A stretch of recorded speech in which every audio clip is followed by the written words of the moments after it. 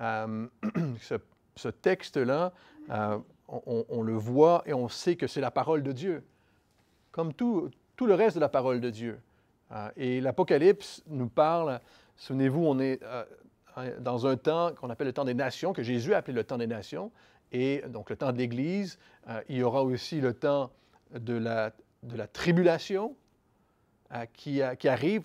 C'est ce que l'on voit maintenant dans ces chapitres de l'Apocalypse, temps de tribulation et de restauration pour Israël. Hein. C'est les 7 ans, hein, la 70e semaine de Daniel, les 7 ans que Dieu doit à Israël, qu'il a promis à Israël, ce temps-là. C'est sa promesse. Donc, le temps de la tribulation, et ensuite, il y aura le royaume, le règne terrestre de Jésus. 1 Corinthiens chapitre 15, Paul a dit, « Il doit régner. » Car il doit régner. Relisez 1 Corinthiens chapitre 15. Donc, il y a ce temps de tribulation. Ensuite, il y aura le règne terrestre de Jésus. Et ensuite, il y aura le royaume éternel. Le règne terrestre, c'est les prémices du royaume éternel. Hein, c'est le début, mais ça commence. C'est le règne de Jésus sur terre et qui va continuer éternellement après 1000 ans, et où il y aura une nouvelle terre et des nouveaux cieux. Et c'est ce que l'Apocalypse nous dit clairement.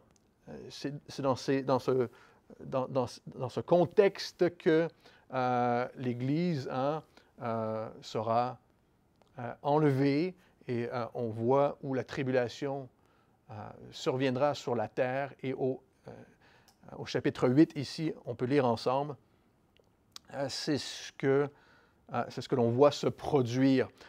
Au chapitre 8, verset 1, « Quand il ouvrit le 7e sceau, il eut dans le ciel un silence d'environ une demi-heure. Et je vis les 7 anges qui se tiennent devant Dieu, et 7 trompettes leur furent données. Et un autre ange vint et se tint sur l'autel. Ayant un encensoir d'or, on lui donna beaucoup de parfums, afin qu'il les offre avec les prières de tous les saints, sur l'autel d'or qui est devant le trône. La fumée des parfums monta avec les prières des saints de la main de l'ange devant Dieu. Et l'ange prit l'encensoir, le remplit de feu, du feu de l'autel, et le jeta sur la terre. Et il y eut des voix, des coups de tonnerre, des éclairs et un tremblement de terre. Et les 7 anges qui avaient les 7 trompettes se préparèrent à en sonner. Le premier sonna de la trompette, et de la grêle et du feu mêlé de sang furent jetés sur la terre. Le tiers de la terre fut brûlé, le tiers des arbres fut brûlé, et toute herbe verte fut brûlée. Le second ange sonna de la trompette, et quelque chose comme une grande montagne embrasée par le feu fut jeté dans la mer. Le tiers de la mer devint du sang, le tiers des créatures qui étaient dans la mer et qui avaient souffle de vie périt, et le tiers des navires fut détruit. Le troisième ange sonna de la trompette, et il tomba du ciel une grande étoile ardente comme un flambeau. Elle tomba sur le tiers des fleuves et sur les sources d'eau. Le nom de cette étoile était Absinthe. Le tiers des eaux fut changé en absinthe, et beaucoup d'hommes moururent par les eaux, parce qu'elles étaient devenues amères. Le quatrième ange sonna de la trompette, et le tiers du soleil fut frappé, ainsi que le tiers de la lune et le tiers des étoiles, afin que le tiers en soit obscurci. Le jour perdit un tiers de sa clarté, et la nuit de même. Je regardai et j'entendis un aigle qui volait au milieu du ciel, disant d'une voix forte, « Malheur, malheur, malheur aux habitants de la terre, à cause des autres sons de trompette que les 3 anges vont faire retentir. » Prions, Seigneur. Merci pour ta parole. Merci pour ta parole, Seigneur, qui nous annonce ces choses. Et ta parole est une grâce, c'est ta grâce, Seigneur, qui nous avertit, qui nous annonce, qui nous dit ces choses. Ces choses que tu vas réaliser. Nous le savons, Seigneur, parce que tu tiens ta parole, tu tiens ta promesse, tu fais ce que tu dis. Et nous te prions maintenant, Seigneur, pour chacun d'entre nous, qu'on puisse avoir cette assurance ancrée en toi, Jésus, d'être sauvé, Et merci Seigneur parce qu'on sait que tu veux rejoindre aussi, Seigneur, notre ville, les gens autour de nous, nos familles, nos amis. Et on te prie de nous aider, Seigneur, à témoigner de toi. Et encore, merci pour ta parole, Seigneur. Qu'elle soit claire dans nos cœurs par ton esprit, solide, ancrée. Au nom de Jésus. Amen. Verset 1, quand il ouvrit le 7e sceau, et il y eut dans le ciel un silence d'environ une demi-heure. Ce qui a semblé une demi-heure, qui a semblé un temps. Ces gens qui nous décrivent ce qu'ils voient. Et on voit donc les 7 sceaux introduits au chapitre 5, qui scellent le livre de l'agneau. Vous vous souviendrez. Et donc Jésus, le livre l'agneau qui est Jésus, qui prend ce livre de la main de celui qui est assis sur le trône du Père, et Jésus ouvre ses sceaux un après l'autre. Et il ouvre ici le dernier sceau qui scelle ce livre, le 7e sceau. Ce livre, on ne sait pas exactement ce que c'est, mais peut être un testament, de la manière dont il est décrit. Si on regarde dans la parole, ça peut être un testament, la rédemption de toute la création, car la création attend sa rédemption aussi, toute la création. Ça peut être les jugements. On pourrait croire que ça pourrait être les jugements des trompettes qui sont écrits aussi d'un côté, les coupes de l'autre, tous ces jugements-là, avec chacun des sceaux qui sont reliés. Et c'est pour ça ici qu'il y a un silence lorsque ce livre est décellé. Peut-être que le contenu sera révélé. En tous les cas, on ne le sait pas ici, mais on le saura parce qu'on sera là. Donc, à ce moment, cette demi-heure de silence, on verra ce qui est écrit sur... et possiblement que le Seigneur va nous révéler ce qui est écrit là. Mais dans notre dernière étude, vous vous souviendrez au chapitre 7, Jésus a donné la révélation de ce qui se produit en arrière-plan de ces événements liés aux 6 premiers sceaux. Et ainsi que la révélation des 144 000 hommes juifs qui témoigneront de Jésus et de la grande multitude qui sera sauvée pendant la grande tribulation, qui démontre encore une fois la rédemption et la grâce de Dieu offerte pendant ce temps d'épreuve qui tombe sur la terre. Et donc ici, à l'ouverture du 7e sceau révèle qu'il eut dans le ciel un silence d'environ une demi-heure. Une demi-heure, c'est long, hein? C'est long une demi-heure, dans le silence. Qui peut faire ça? Qui d'entre vous?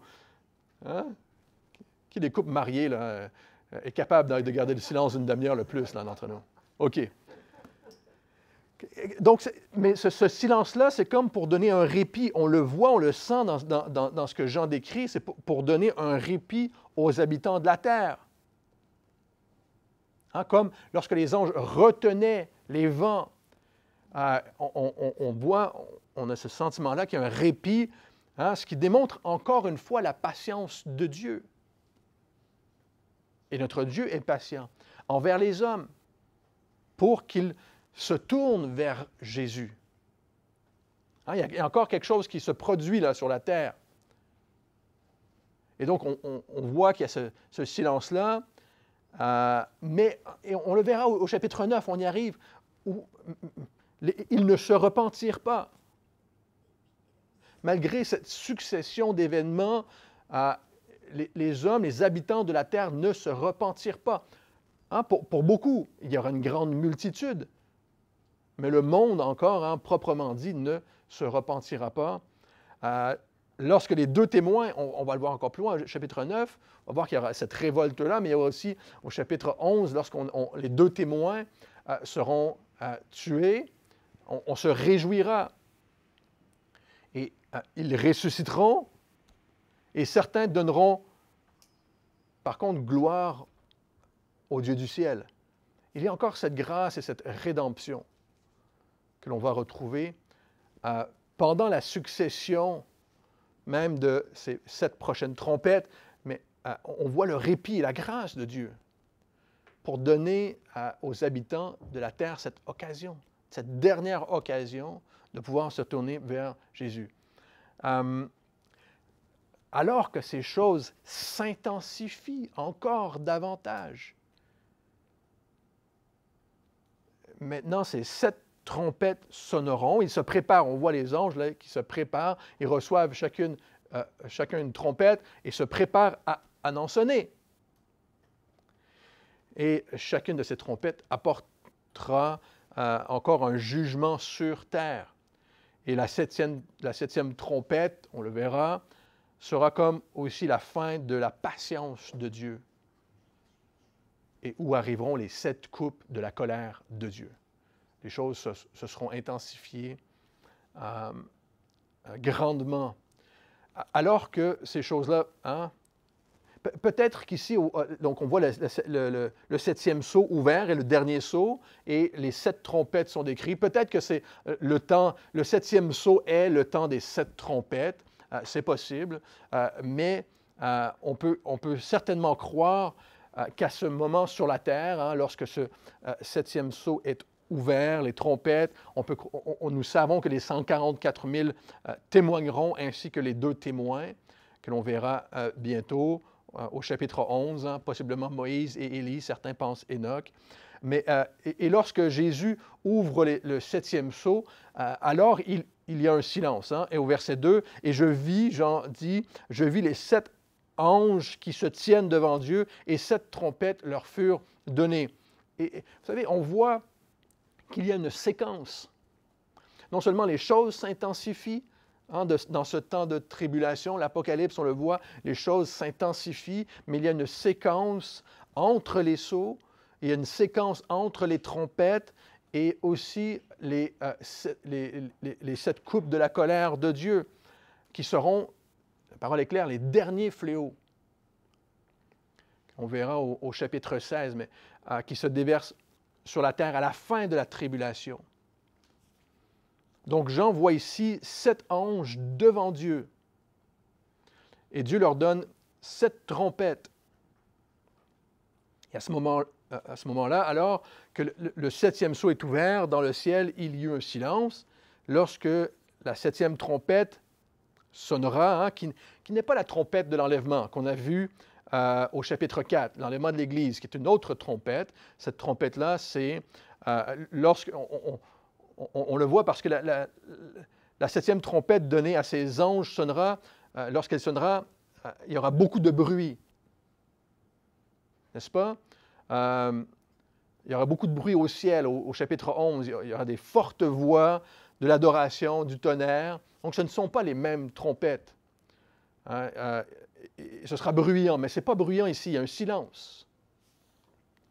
Il semble que les trompettes se produisent avant la fin des 3 premières années et demie de la tribulation.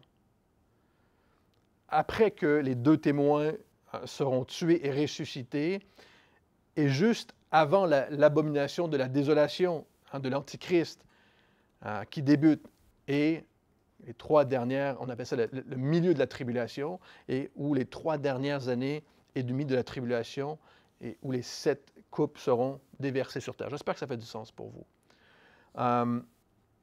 Donc, il y a la trompette que l'Église entendra, il y aura les 7 trompettes, la première des trompettes qui va sonner, où il y aura du bruit aussi, à la 7e, il y aura beaucoup de bruit. Et on va voir ici avec les trompettes qu'une douzaine de fois, il est mentionné le tiers. Hein, le tiers de la terre, le tiers des arbres, le tiers de la mer, et ainsi de suite. Hein? Donc, un tiers des choses sont mentionnées lorsque ces trompettes sonnent, et donc un tiers des choses mentionnées sont affectées par les trompettes, alors que lorsque les coupes de la colère de Dieu seront déversées sur la terre, toutes les eaux, tous les arbres seront affectés. Donc, ce ne sont pas les mêmes événements qui sont décrits. Au verset 3, un ange vint, il se tint sur l'autel, ayant un encensoir d'or, on lui donna donc beaucoup de parfums afin qu'il les offre avec les prières de tous les saints sur l'autel d'or qui était ou qui est devant le trône.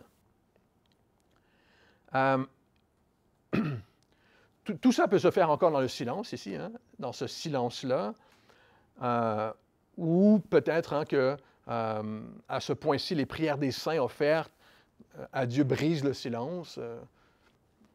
On n'est pas certain, mais le Seigneur entend certainement ces prières sans qu'elles aient à être audibles. Hein, qu'elles sont offertes, cette coupe-là qui est offerte. Ça serait assez cacophonique de toute manière hein, d'offrir ça. Peut-être, hein, mais le Seigneur entend tout ça. Entend les prières qui sont offertes. Elles sont présentées sur l'autel devant Dieu, sur l'autel, car hein, ce qui représente Christ. Il n'y a qu'en Christ, en Jésus, que les prières peuvent être présentées, que nos prières peuvent être présentées devant Dieu. Et franchement, je pense que si on est honnête, la plupart de nos prières sont silencieuses, n'est-ce pas? Aujourd'hui même, nos prières sont silencieuses. Mais elles sont toutes entendues de Dieu. Et j'espère que vous le savez. On fait beaucoup de prières silencieuses, mais le Seigneur entend ces prières-là. Il les connaît. Et elles sont toutes gardées par Dieu. C'est extraordinaire de penser, hein? Et elles sont et seront présentées devant le Seigneur, encore. Et sachez ceci, vos prières sont importantes pour Dieu. Elles sont importantes. Il les considère. Elles sont importantes, les prières des saints. Elles font partie du parfum offert à Dieu. Elles sont toutes dans le même bol. Il y a un bol, il n'y a pas de différence. Là. Un bol, toutes nos prières sont ensemble. Il n'y a pas de différence. Mais elles ont toutes leur place dans le service du Seigneur. Et je prie que vous sachiez cela. Chacune de nos prières a son importance devant Dieu, dans son temple. Il les connaît. Et comme on l'a vu, hein, on a commencé à le voir dans l'Apocalypse, mais comme le service que l'on rend au Seigneur ici-bas est à l'image de ce qui se passe au ciel, de son temple, de son... Hein, tout ce que l'on fait est à cette image-là. Toutes nos prières maintenant sont importantes pour lui. Hein, on a vu, on peut présumer hein, que Jésus nous a montré à prier. Donc cette prière que l'on fait, que ton règne vienne, fait partie de ces prières.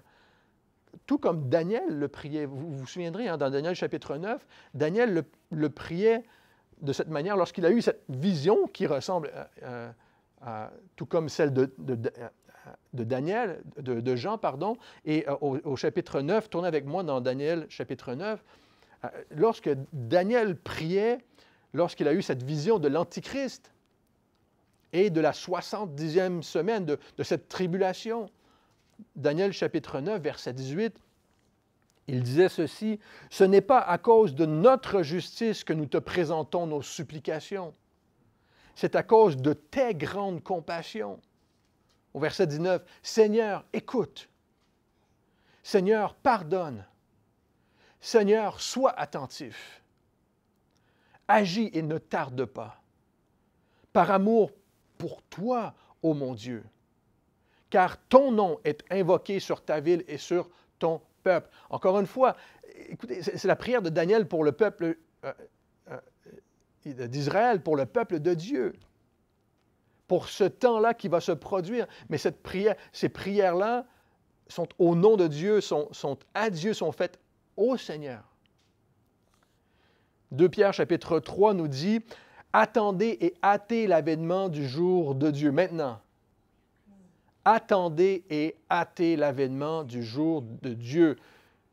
Hein, jour à cause duquel les cieux enflammés se dissoudront et les éléments embrasés se fondront. Ce que dit Dieu dans l'Apocalypse va se réaliser.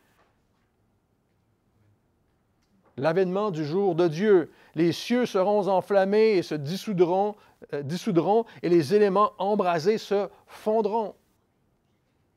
Pierre sait cela aussi. Et nous attendons et nous hâtons. Nos prières font partie du service au Seigneur et font la différence dans notre attente de voir notre Seigneur. J'espère que vous le savez. Elles font la différence dans notre attente. Attendez et hâtez. Nous pouvons aussi prier, le Seigneur nous a montré, nous pouvons aussi, et nous le voyons dans sa parole, il nous dit comment prier, que ton règne vienne, mais on peut aussi prier que ta volonté soit faite. Que ta volonté soit faite sur terre comme elle l'est au ciel. Comme Jésus nous a appris à prier, que ta volonté soit faite. On prie pour cette ville aujourd'hui. Que ta volonté soit faite dans cette ville de La Rochelle. Que ta volonté soit faite dans mon mariage. Que ta volonté soit faite dans ma vie. Que ta volonté, Seigneur, soit faite dans mon corps. Que ta volonté soit faite et non la mienne, par contre. Que ta volonté soit faite.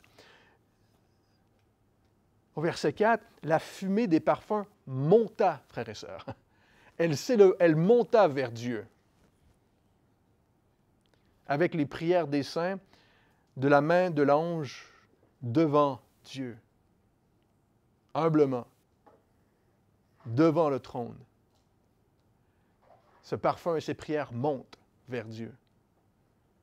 Hein? On a cette superbe vision de l'ange devant Dieu avec le parfum et nos prières qui montent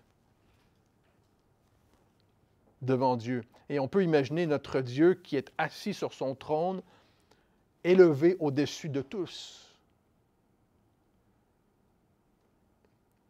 Il y a très longtemps, j'avais vu une image sur la prière qui montrait une personne avec Dieu. Il y avait une des images, il y avait deux petites images. Une image avec une personne qui avait Dieu dans sa main, assis sur son trône, et qui lui disait quoi faire. « Seigneur, donne-moi ceci. » Et l'autre petite image, c'était cette même personne, mais prosternée devant le grand trône de Dieu, devant lui, et qui priait, « Seigneur, que ta volonté soit faite. » Humblement. Et je trouve que ça démontre bien comment parfois, soit l'orgueil peut régner dans le cœur de l'homme ou l'humilité lorsqu'on comprend que le Seigneur est assis sur son trône. Et non moi qui est assis sur le trône de ma propre vie. J'espère que ça fait du sens pour vous. Et l'ange prit l'encensoir, le remplit du feu de l'autel et le jeta sur terre. Et il y eut des voix, des coups de tonnerre, des éclairs et un tremblement de terre. Clairement, à ce point-ci, c'était le silence, hein, la demi-heure, c'était le silence avant la tempête. Dieu, du ciel, hein, fait tomber son jugement. Hein, ce qui se fera retentir par des voix, des coups de tonnerre, des éclairs et un tremblement de terre. Et il semble que les prières montaient à Dieu et ensuite l'encensoir fut rempli du feu de l'autel pour être jeté sur la terre. Les prières, le parfum, le sacrifice sur l'autel sont supposés, dans toute la parole, ce parfum, même dans l'autel, dans les rituels, dans le peuple juif, est supposé apaiser la colère de Dieu. Mais surtout, réclame la justice de Dieu. Les prières réclament la justice de Dieu. Lorsqu'on regarde le désir et les prières et les prophéties de l'Ancien Testament jusqu'à aujourd'hui, ce que l'on désire, c'est la justice de Dieu. Que ta volonté soit faite, Seigneur. Que ton règne vienne. On a vu les âmes de ceux qui ont été sauvés pendant la grande tribulation qui réclament la justice de Dieu. Hein? Jusqu'à quand, Seigneur? Et on a ce sentiment de justice, que Dieu doit porter sa justice. Que sa justice soit apportée et non la mienne. Pareil. Dans l'Ancien Testament, tous les saints sont animés dans leur désir et leur prière de cette justice, de voir son royaume arriver. Dans cette prière, que ton règne vienne, on ne désire pas seulement que tout ça se termine, n'est-ce pas? On n'est pas juste, Seigneur, j'en ai marre, il faut que ça termine. Ce n'est pas que ça. Hein, on ne désire pas que la colère de Dieu tombe sur terre, enfin. Mais littéralement, que Jésus vienne et installe son royaume. Il doit régner. Qu'il vienne et qu'il règne. À la 7e trompette, on le verra au chapitre 11 dans l'Apocalypse, on verra au ciel cette assurance du royaume qui arrive, annoncée. Hein, il y aura encore cette parenthèse dans le texte, et ça nous démontre hein, comme une lumière au bout du tunnel. Hein, il y a une lumière. Tout ça, ce n'est pas terminé. Là, cette colère de Dieu s'intensifie, se succède, mais on va voir au chapitre 11, il y a cette lumière au bout du tunnel. Le royaume arrive.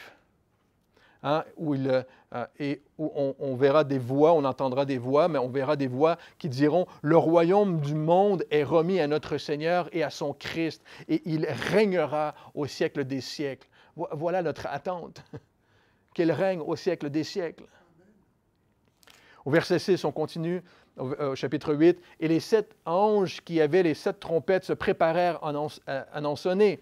Le premier sonna de la trompette, et de la grêle et du feu mêlés du sang furent jetés sur la terre. Le tiers de la terre fut brûlé, le tiers des arbres fut brûlé, et toute herbe verte fut brûlée. » On croit que ces événements représentent le jugement de Dieu sur terre et qu'ils viennent du Seigneur. Il y a beaucoup d'interprétations. On veut soit spiritualiser ou surinterpréter parfois ces choses-là dans l'Apocalypse, mais il y aura certainement avec la guerre qu'on voit venir, que le Seigneur annonce, les famines et tout ça, il y aura certainement des bombes et des chars au milieu de la guerre dans ce temps, comme il y en a aujourd'hui, mais qui s'intensifieront. Il y aura certainement des bombes qui vont tomber sur la terre et qui apporteront le feu. Mais le point ici est que les habitants de la terre sachent que Dieu les interpelle. C'est le point, c'est le but de ce qui se produit. Que Dieu interpelle les hommes et les femmes. Que ces choses viennent de Dieu. Et ce qui est certainement un sens commun, hein, il y aura un éveil, un sens commun lorsque ces événements commenceront à se produire. Il y aura cette multitude qui prêchera aussi. Il y aura ces 144 000. Donc, le message de l'Évangile et la parole de Dieu, hein, tous ceux qui ont voulu mettre l'Apocalypse de côté, ils vont dire, c'est exactement ce qui se produit, c'est ça. Et il y aura ce sens-là sur terre lorsque ces événements commencent même à se produire. On a vu au chapitre 6, hein, « Cachez-nous devant la face de celui qui est assis sur le trône, souvenez-vous, devant la colère de l'agneau, car le jour de sa colère est venu. Qui peut subsister? » C'est tout ce questionnement des habitants de la terre. Et on voit que lorsque les 2 premières trompettes, hein, ici que l'on lit, sonnent, de la grêle et du feu est jeté sur la terre. Jeté. Ensuite, les 2 prochaines trompettes, une étoile tombe du ciel. Et ensuite, les astres sont frappés. Et dans la dernière trompette, hein, il y a eu des éclairs, des voix, des coups de tonnerre, un tremblement de terre et une forte grêle. Dans Apocalypse chapitre 11, hein, il ne semble pas que ce soit des illustrations, mais que ça vient de Dieu. Hein, la première plaie, ici, affecte la végétation, la terre, les arbres et l'herbe. Hein, qui n'est pas que le gazon, la petite herbe, mais bien tout ce que nous faisons pousser. Et, on parle de nos potagers là, qui ont tout brûlé cet été. Ce n'est qu'un petit exemple de ce qui va se produire. Évidemment, aujourd'hui, on a certains environnementalistes qui veulent nous empêcher de vivre, hein, parce qu'ils idolent la nature. Ils idolent. Je mélange plein de mots là présentement. Mais ils adorent et ils idolent la nature. Hein? On veut nous empêcher de vivre aujourd'hui. Hein? Là, on ne peut plus rien faire. Comme si on devait arrêter de rouler en voiture, hein, et comme si on devrait arrêter de manger de la viande. Il y a toutes sortes d'idées farfelues. Hein? Alors qu'ici, nous savons on va le voir au chapitre 9, tous ceux qui ont comme idole la nature, ces hommes refuseront encore de se repentir, vont trouver une justification, une idée nouvelle sur pourquoi ça se produit. Bien, on vous l'avait dit, c'était le réchauffement climatique. On refusera encore de se repentir devant Dieu. Et je n'ai pas de difficulté à croire qu'ils diront que ces choses sont, encore une fois, l'effet de la pollution. Jusqu'à ce moment-là, hein, c'est encore une fois, certains environnementalistes, après, ils ne disent pas toutes la même chose, mais il y a comme un sens là, commun là, qui pense que 2030, l'année 2030, est le point de non-retour avant 2050. Là, ils disent 2030, là, on a jusqu'à 2030 pour tourner toute la machine environnementale pour que en 2050, on ne dépasse pas le réchauffement de la planète de 1,5 degrés. Sinon, c'est le point de non-retour. Frères et sœurs, vous entendez ce que j'entends, hein? Il reste 5 ans avant que, dans 25 ans, ce soit terminé.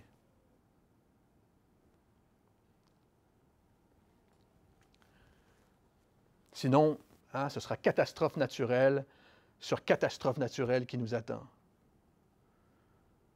On ne pourra plus sortir au soleil. On voyait ça quand on était jeune. Il y avait des pubs où est-ce qu'il fallait sortir avec un habit d'astronaute pour aller jouer dans le jardin, là, pour aller jouer dehors. On ne pourra plus respirer, sortir sans masque à oxygène. C'est l'image.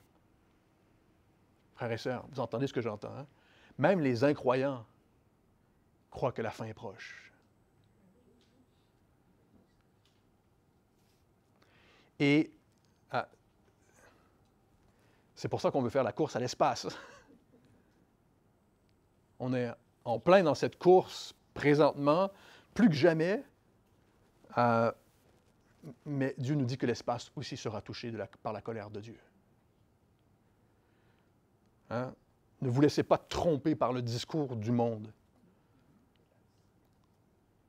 Mars n'est pas l'espoir du monde. Jésus seul est l'espoir du monde. Ça, c'est la trompette que nous, on peut sonner aujourd'hui. Jésus est l'espoir du monde. Le Seigneur nous annonce tout ça et nous annonçons Jésus au monde. J'espère que c'est un message d'encouragement pour vous aujourd'hui. Au verset 8, le second ange sonna de la trompette et quelque chose comme une grande montagne embrasée par le feu fut jetée dans la mer. Le tiers de la mer devint du sang, le tiers des créatures qui étaient dans la mer et qui avaient souffle de vie périt, et le tiers des navires fut détruit. C'est difficile de savoir qu'est-ce que quelque chose comme une grande montagne embrasée de feu, par le feu, mais cette chose est jetée dans la mer, tout comme la grêle et le feu furent jetés sur la terre, par Dieu, certainement. Du magma peut-être, hein, qui brûle, qui tombe dans la mer. Jean aurait pu le voir, pour savoir ce que c'était, mais décrit quelque chose, hein, qui étouffe le souffle de la vie qui est dans la mer et qui fit périr et détruit le tiers des navires, avec tous les animaux marins qui meurent, les baleines, les poissons et autres. Hein? La mer tournera sans doute rouge par le sang. Et on aurait envie de croire que ces choses se produisent maintenant. Mais encore une fois, ce que l'on vit maintenant n'est qu'une version modérée de ce que le Seigneur va permettre, frères et sœurs. Il nous dit, en affirmant que le quart des humains à un certain point meurt, littéralement. Le tiers de la végétation, le tiers de la mer ici, ce qui n'est pas encore le cas. Ce qui n'est toujours pas le cas aujourd'hui. Au verset 10, le troisième ange sonna de la trompette et il tomba du ciel une grande étoile ardente comme un flambeau. Elle tomba sur le tiers des fleuves et sur les sources d'eau. Hein, la mer fut touchée à cause, à ce point-ci, et ce sont les eaux potables qui sont touchées, les sources d'eau potable certainement, et souterraines. Au verset 11, le nom de cette étoile est absinthe, littéralement, ce qui veut dire amertume. Et le tiers des eaux fut changé en absinthe. Hein? Ce qui n'est pas localisé, ce n'est pas juste à un seul endroit, c'est le tiers des eaux de la planète, le tiers des eaux potables. Et beaucoup d'hommes moururent par les eaux parce qu'elles étaient devenues amères. On ne pouvait plus la boire.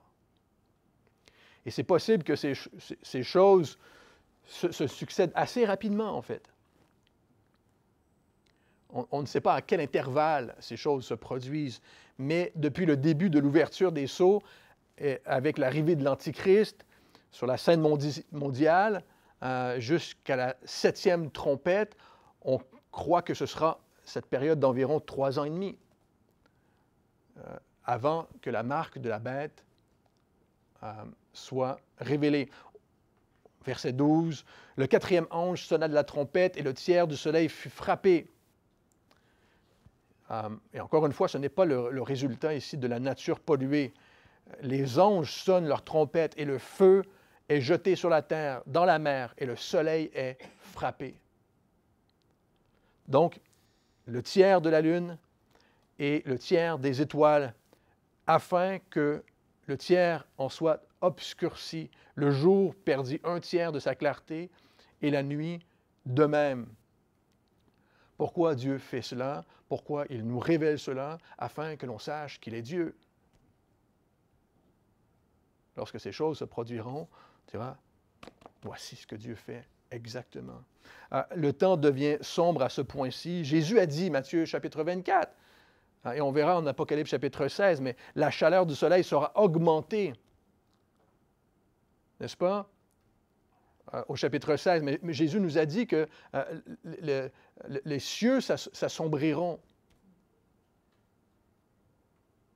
On va voir plus tard dans la colère de Dieu avec les couples, la chaleur sera augmentée et les gens mourront brûlés.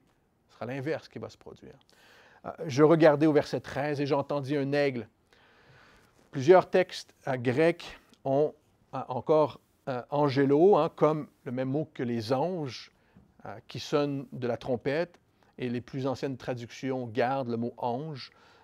Donc, je regardais, j'ai entendu un aigle, ou cet ange qui volait au milieu du ciel, disant d'une voix forte, « Malheur, malheur, malheur aux habitants de la terre, à cause des autres sons de trompette que les 3 anges vont faire retentir, les 3 dernières trompettes qui s'intensifieront encore. » Jésus décrit ce temps de tribulation, on vient de le dire au Matthieu chapitre 24, « Voici, je vous l'ai annoncé d'avance. » Jésus dit, Matthieu chapitre 24, verset 25, « Je vous l'ai annoncé d'avance. » Au verset 29 de Matthieu chapitre 24, Jésus dit, « Après ces jours de détresse, le soleil s'obscurcira, la lune ne donnera plus sa lumière, et les étoiles tomberont du ciel, et les puissances des cieux seront ébranlées. » Luc chapitre 21, verset 25, « Il y aura des signes dans le ciel, dans la lune, dans les étoiles, et sur la terre, il y aura de l'angoisse chez les nations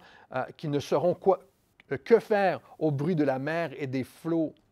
Les hommes rendent l'âme de terreur dans l'attente de ce qui surviendra sur la terre, car les puissances des cieux seront ébranlées. » Jésus a dit, « Je vous ai annoncé ces choses. »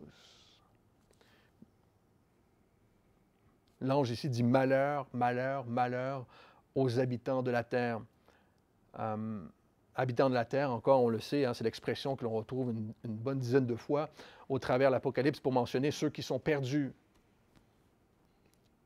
Les hommes et les femmes qui sont perdus. Le Seigneur enverra, frères et sœurs, un ange pour avertir les habitants de la terre. 144 000 hommes juifs, une multitude qui sera sauvée, 2 témoins qui prêcheront par toute la terre, qui feront des prodiges, et un ange qui vient du ciel, afin qu'il se tourne vers Jésus avant que le tiers des hommes meure, alors que les 3 dernières trompettes sonneront. Le plus triste et on l'a déjà mentionné, et on le verra encore, le monde ne se repentira pas. Pourtant, le Seigneur ne cesse d'interpeller le monde à lui. Évidemment, Jésus, le Fils de Dieu lui-même, est venu mourir à la croix pour les péchés. Il est venu, il est venu jusqu'à nous, il est mort et il est ressuscité pour nous donner la vie éternelle. Mais le monde l'a rejeté. Le monde l'a rejeté parce que le monde a préféré les ténèbres, nous dit Jean, chapitre 3. Même si ce temps, littéralement, les cieux seront couverts, la lune, le soleil, le tiers des choses vont mourir, les hommes ont préféré les ténèbres, Jésus dit. Et on termine avec ceci aujourd'hui. Qu'est-ce qui fait qu'en entendant le message de l'Évangile, aujourd'hui, quelqu'un décide de passer son chemin? Est-ce que le monde est séduit par le monde? Le monde est une distraction parfois. Hein? Les voix, les environnementalistes, les autres messages sont une distraction. Est-ce que parfois on est séduit par le monde? Hein? Ceux qui seront dans la tribulation, nous ne serons pas dans cette tribulation. Nous n'avons pas à être dans cette tribulation. Si nous avons mis notre foi en Jésus maintenant, nous n'y serons pas. Mais ceux qui y seront, lorsqu'ils verront ces choses-là, le seul message pour eux, c'est « N'endurcissez pas votre cœur. Ne passez pas votre chemin. Confessez vos péchés au Seigneur Jésus et croyez en lui. » Ce qui est le même message aujourd'hui. Il est le Fils de Dieu et il envoie ces choses afin que l'on puisse croire en lui, croire en sa parole, croire qui il est. Hein, cette tribulation qui pourrait arriver rapidement. Mais qu'est-ce qui pourrait arriver plus rapidement que la grande tribulation? La mort. Hein, un accident de voiture, une maladie. La fin de nos jours, simplement. Et là, c'est la case, hein, c'est direct la case mort éternelle. On ne passe même pas par la grande tribulation. Il n'y aura plus de possibilité de changer d'idée devant Dieu. Mais le Seigneur nous interpelle et interpelle les gens autour de nous. Notre trompette, c'est le salut en Jésus maintenant. Notre bannière, c'est Jésus sauve. Jésus est Dieu. Jésus est mort pour nos péchés. Il est ressuscité. Et je prie que ce soit notre bannière, notre trompette à nous aujourd'hui. Prions, Seigneur, merci par ta parole. Notre trompette, c'est ta parole, Seigneur. C'est ce que l'on veut sonner, c'est ce qu'on veut proclamer. Ta parole qui est vivante, qui est vraie, qui est claire, Seigneur, qui nous interpelle. Tu es un Dieu de grâce, tu es un Dieu bon. Et aujourd'hui, on n'en doute pas, Seigneur. Les hommes ont préféré les ténèbres, la noirceur des péchés. On te prie, Seigneur, pardonne nos péchés. On te prie de pardonner, Seigneur, le péché de ceux et celles qui te rejettent. Et on prie que ton évangile puisse les rejoindre encore aujourd'hui, rejoindre les gens autour de nous, par ta grâce, au nom de Jésus. Amen.